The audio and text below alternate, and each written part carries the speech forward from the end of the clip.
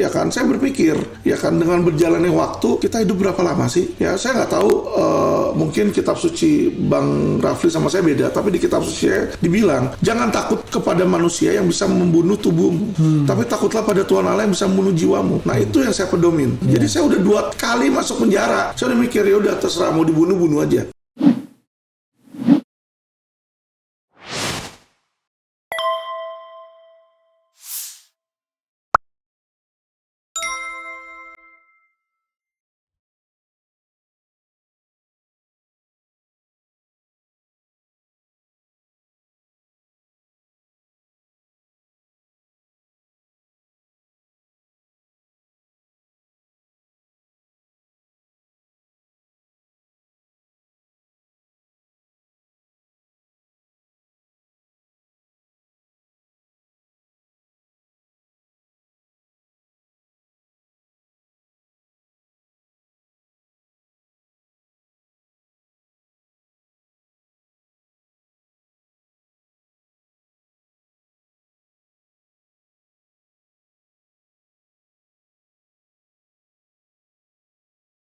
Tapi masa kita menyerah begitu aja, bro? Oke, sebelum tergantung pemerintah sebenarnya, Bang. Kalau pemerintah bisa tegas, ya kan, kita berantas karena memang itu melanggar dalam sisi agama, itu melanggar. Dari sisi kebudayaan itu merusak. Kalau anak kita kayak istilahnya kecanduan judi kan, kita juga pasti nggak suka kan. Tetapi kalau memang dia nggak bisa menetapkan, maksudnya menertibkan, lebih baik dilegalkan.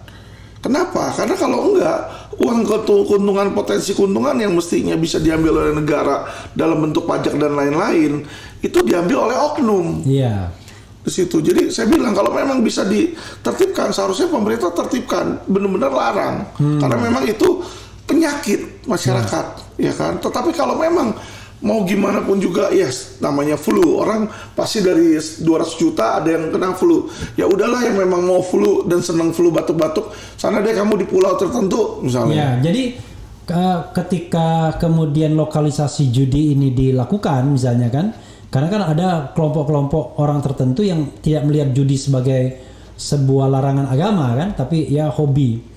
Tapi selalu ada orang yang pandai sekali memanfaatkan situasi agar tidak terjadi lokalisasi biasanya kan.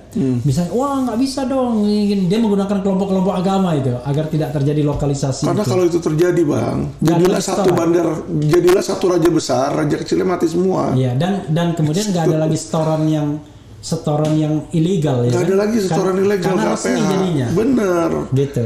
Omsetnya juga hilang di situ. Makanya banyak kepentingan di sini. Dulu zaman Ali Sadikin ya kalau nggak salah ya. Zaman Ali Sadikin ada. Iya, waktu yang dilegalisasi tapi kemudian pajaknya jelas gitu. Pajaknya jelas. Gitu. Kan kebangun Jakarta. Iya. Oke, sobat era sekalian, sebelum kita mengakhiri ini saya ingin membacakan beberapa tanggapan dari sobat RH ya. Kemudian ada yang bilang begini, kayaknya Kompolnas diambil, nanti disimpan aja sekalian untuk di wrap up ya, Bung? Kesimpulan ya. Saya yakin masalah judi online kalau serius ini 1 hari siap, tinggal tangkap bandarnya, terus tutup akunnya. Tentunya Polri bekerja sama dengan Kemenkominfo ya, itu satu ya. Kemudian pertanyaanku ke Kohlim, kenapa Kohlim gak takut dibunuh seperti Munir? Ini Anda melawan mafia dan sekelompok kecil oknum, tapi penegak hukum yang bekerja sama dengan mafia. Apa Kohlim ada yang backing? Oke, 2 ya, diingetin ya. Kemudian bahas Bongkar Sambo sudah dibahas di program Aiman. Barangkali Bung Alvin ada info valid ya, bongkar. Kemudian 3, saya juga lupa nanti ya. Kemudian apa lagi ya? Bagaimana caranya membuka KM50 lagi gitu ya. Jadi ini juga ditanyakan. Kemudian ini ada soal DPR Komisi 3 backup ya. Oke, ini persidangan izin buang anak nggak ada relevansinya. Oke. Oke, itu saja. 4 itu aja dulu. Ya, oke, silakan. Tadi pertama. Lupa kan, saya juga lupa. Jadi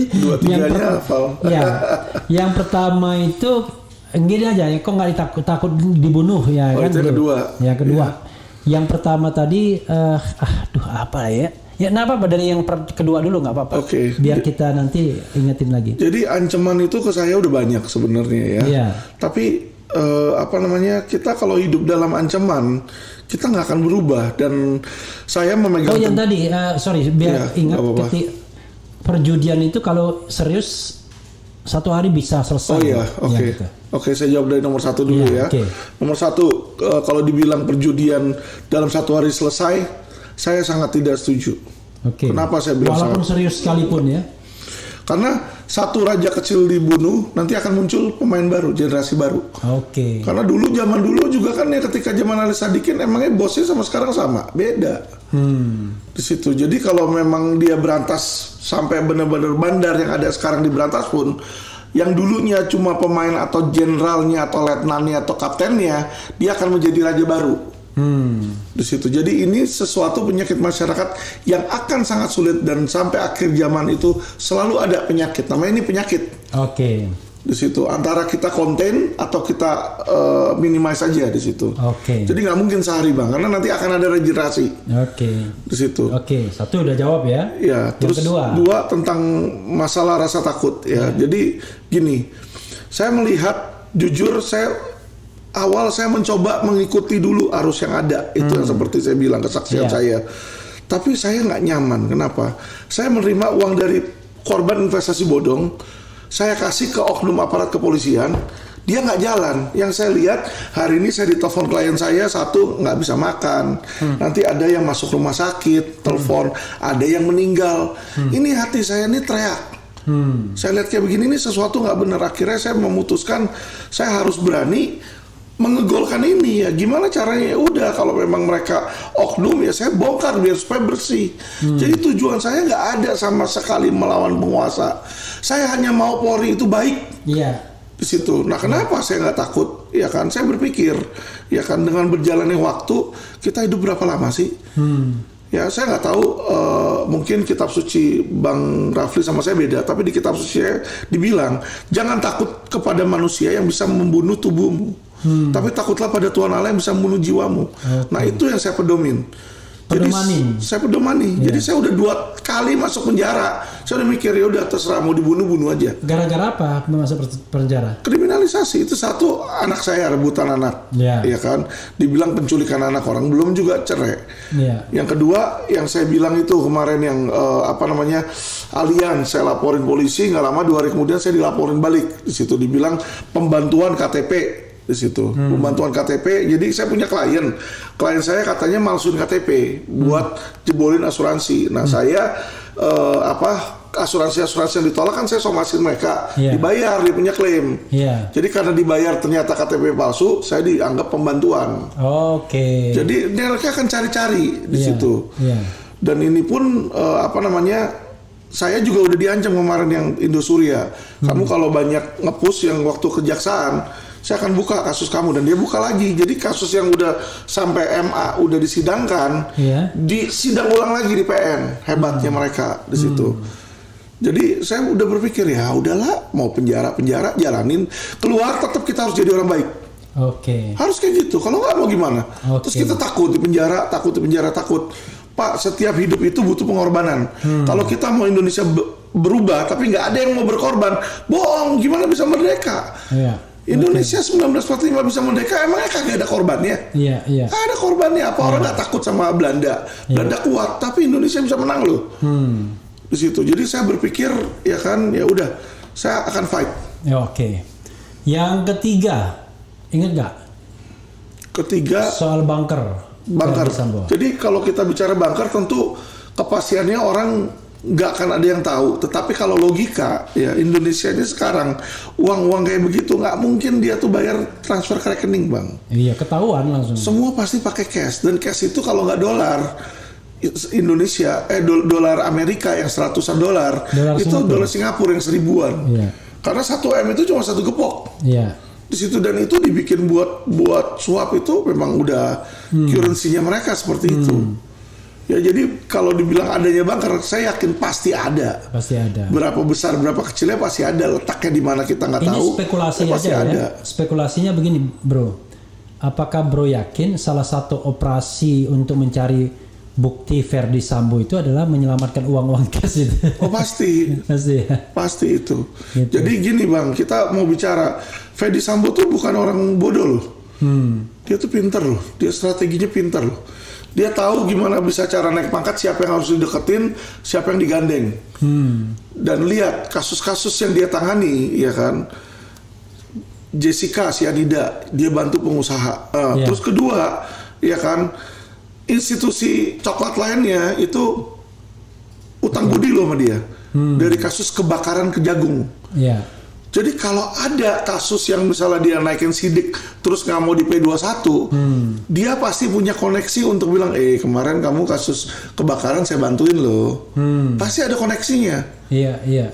Jadi ini yang membuat saya percaya nanti, bahkan kasus Brigadir J ini walaupun naik-naik sekalipun, nggak akan divonis tinggi, tuntutannya nggak akan tinggi, satu. Kedua, setelah tuntutan pun nanti akan kayak Pinangki. Contoh Pinangki misalnya dituntut 10 tahun. Banding turun ke 4 tahun kemarin kan. Mestinya kan jaksa apa? Kasasi kan. Kasasi. Dia nggak mau kasasi. Nggak mau kasasi. Giliran Habib Bahar kasasi langsung hari itu juga. Itu dia kan. Banding hari itu juga. Mantap kan? Itu dia. Dan biar di penjara terus gitu. Itu dia. Makanya kita perlu ada satu badan, bukan cuma mengepalai kepolisian. Jadi badan yang dimana bisa punya wewenang untuk mereview kasus-kasus yang janggal, Bang. Itu perlu sekali. Karena tidak bisa diingkari bahwa rekayasa itu ada, dan kalau itu tidak ada, kita nggak ada badan yang untuk bisa ngecek dan bisa mempidanakan polisi dan jaksa nakal, gimana akan berkurang oknum-oknum itu? Karena dia cuma pikir nanti etik.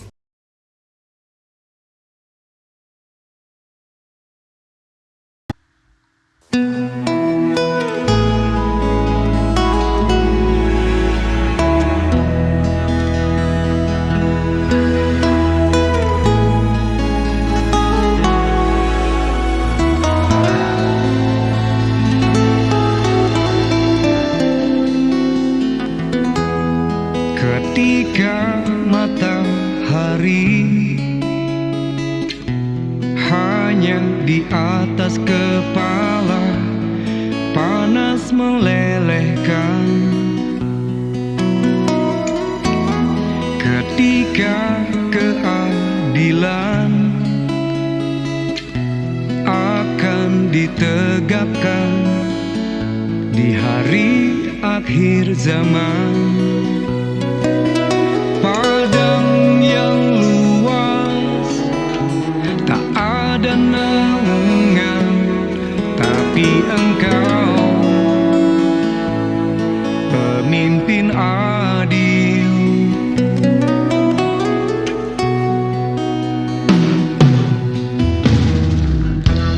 Setiap manusia adalah khalifah di muka bumi ini. Engkau khalifah dari khalifah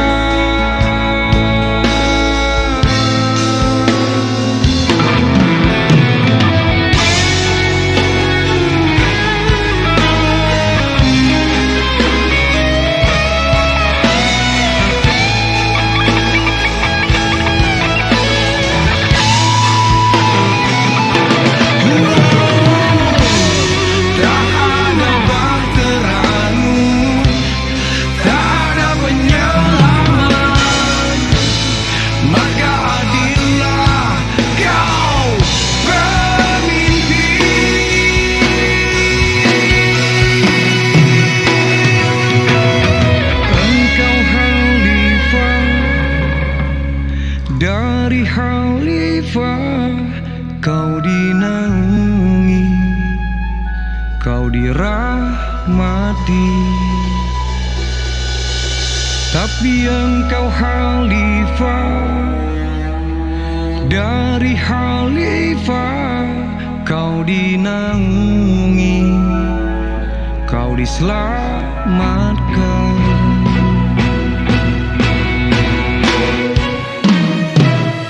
Engkau bisa bawa mata air kebaikan bagi manusia.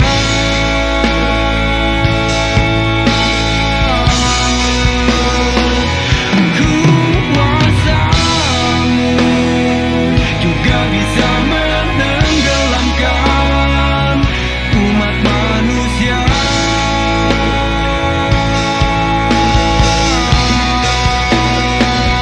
Engkau bisa bawa mata air kebaikan bagi manusia.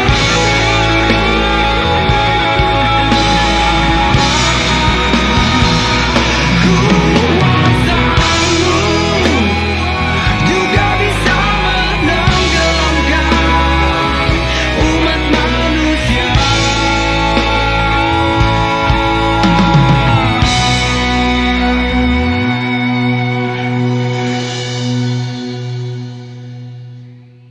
Tapi engkau khalifah dari khalifah, kau dinaungi, kau diselamatkan.